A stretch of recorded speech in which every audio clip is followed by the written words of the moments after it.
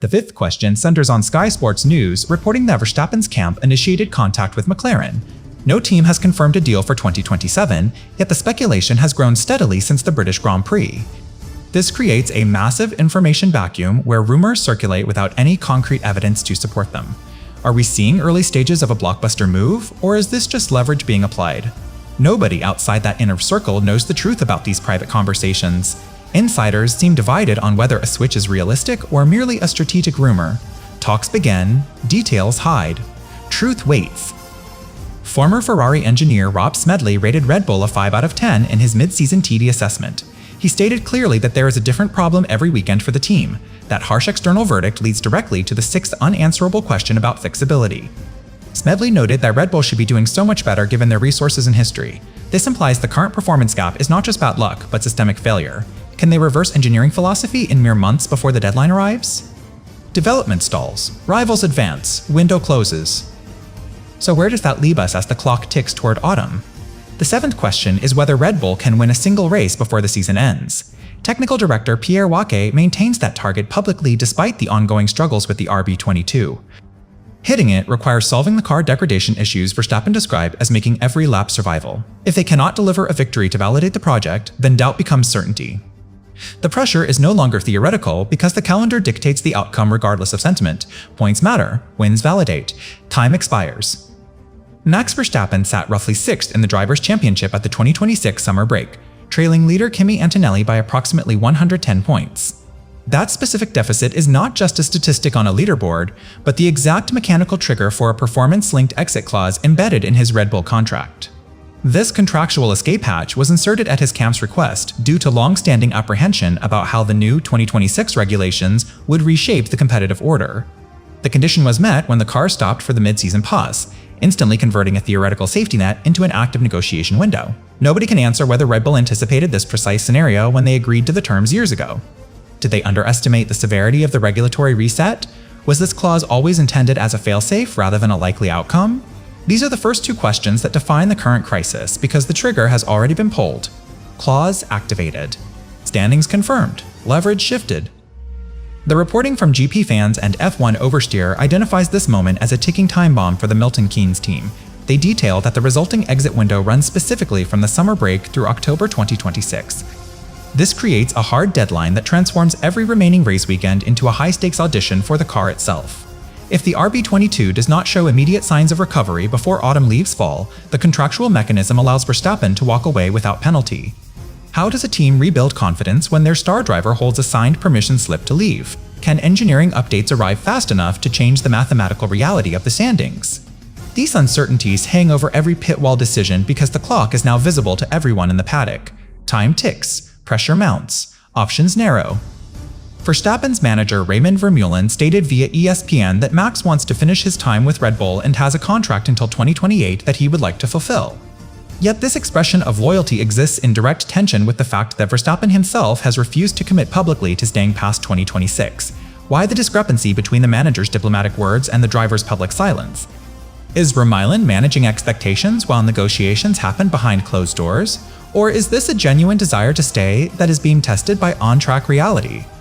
Nobody can definitively answer what is happening in those private discussions because the public narrative is carefully curated.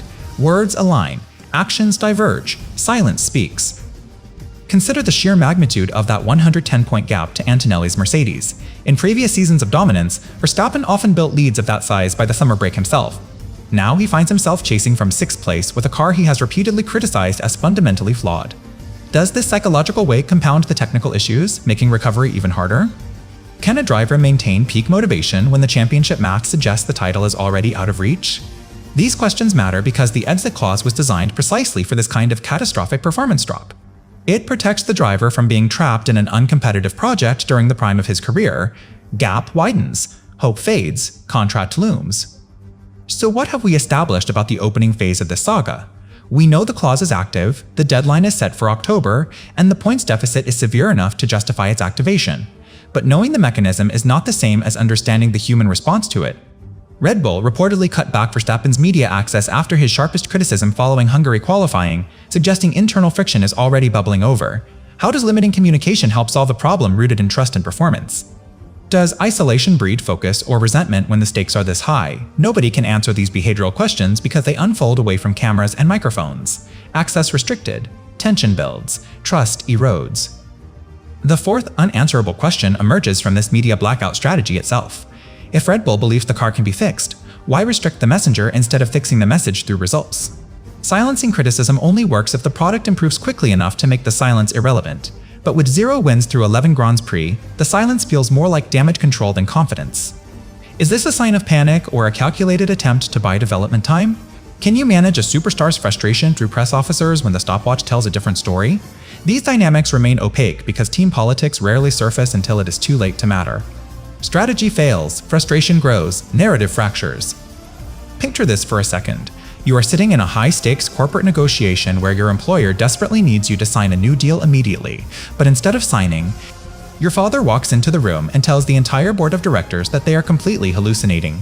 That is essentially what happened when German outlet Bild reported Red Bull had offered Verstappen a 1-year contract extension through 2029 with a higher salary and absolutely no exit clauses. This specific offer was framed as a direct attempt to remove the performance trigger that is currently hanging over the team's head. It represented a significant financial commitment and a structural concession designed to secure long-term stability during a period of intense vulnerability. Offer made, terms clear, rejection swift. But here is where the narrative fractures into something nobody can fully explain. Jos Verstappen took to X in early August 2026 and responded to reports about Red Bull wanting to remove the exit clause with 5 blunt words: "You know absolutely nothing." He did not say the offer was low. He did not say the terms were unacceptable. He did not negotiate publicly or hint at what would make a deal work. He simply erased the premise of the entire story in a single social media post. Why choose total negation over strategic ambiguity? Does this dismissal mean the Bild report was factually wrong? Or does it signal that negotiations have already moved far beyond what any outlet has reported? Nobody can answer whether this was a correction of misinformation or a deliberate message to Red Bull's leadership. Post published, denial, absolute, confusion reigns. This public contradiction between a major German publication and the driver's own representative creates a fog of uncertainty that benefits only one side. If the offer never existed, then Red Bull is not as desperate as the ticking time bomb narrative suggests. But if the offer did exist and was rejected so categorically, then the relationship may be more damaged than anyone outside the team realizes. How do you rebuild trust after such a stark public rebuke? Can a team function effectively when its most important employee's family actively undermines official narratives? These questions remain unanswered because the truth exists somewhere between a leaked report and a cryptic denial. Trust breaks, narratives clash, reality hides.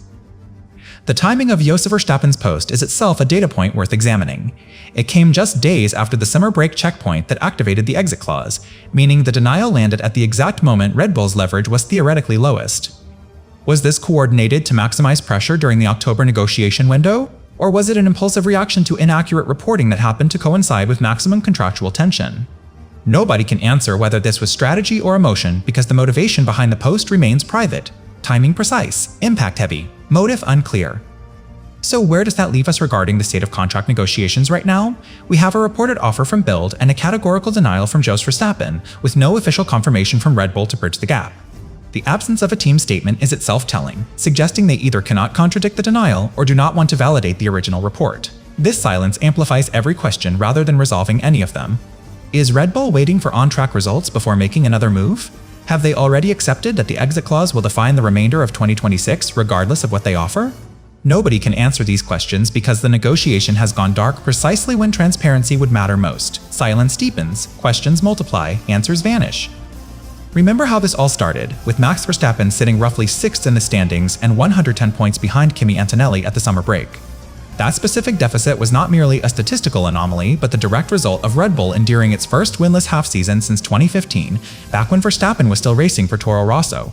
Through 11 Grands Prix in 2026, the team has secured only 4 podiums and 109 points without a single visit to the top step of the rostrum. This historic drought provides the tangible evidence that validates every contractual fear and public criticism leveled against the RB22. Wins vanish, history repeats, crisis deepens. Verstappen's own team radio transmissions paint a visceral picture of why those victories remain elusive. He explicitly stated over the air, "The car's undriveable. We never had anything this bad, with everything together." This was not a momentary frustration after a spin or mechanical failure, but a systemic assessment delivered during competitive running. When a four-time world champion uses the word undriveable in real time, it signals that the fundamental balance of the machine is beyond his ability to compensate or through talent alone. How does an engineer respond when the feedback suggests the entire concept is flawed? Can setup changes fix a problem that the driver describes as total? Nobody can answer these technical questions because the complaints suggest issues deeper than adjustable parameters. Feedback harsh, concept broken, solutions distant. He further elaborated that every lap is honestly survival for him because the car does not let him push at all. This description transforms racing from competition into endurance, where the goal shifts from attacking rivals to simply keeping the vehicle on track. Survival mode is incompatible with championship contention because it consumes mental bandwidth that should be dedicated to strategy and overtaking. Does this constant struggle accelerate burnout during a season that already demands peak cognitive load? Can a driver maintain elite performance levels when the primary sensation is fear rather than flow? Nobody can answer whether this psychological toll will outlast the October deadline even if the car improves marginally. Lap grinds, focus phrase, limits test. Rob Smedley reinforced this on-track reality by noting there is a different problem every weekend or something like that. Inconsistency is often more damaging than consistent mediocrity because it prevents the accumulation of data needed for development. If the car behaves differently at Silverstone than it did at Barcelona, engineers cannot establish a reliable baseline for upgrades. This explains why Verstappen recovered from 6th to 2nd in Hungary despite the issues, proving his racecraft remains elite even when the package fails. But individual brilliance cannot substitute for engineering stability over 24 races. Car shifts, data scatters. Progress stalls? So what connects these on-track struggles back to the contractual standoff we opened with? The winless streak and the survival mode driving are not separate storylines, but the exact fuel feeding the exit clause mechanism. Every race without a victory reinforces the apprehension that led Verstappen's camp to demand this protection years ago.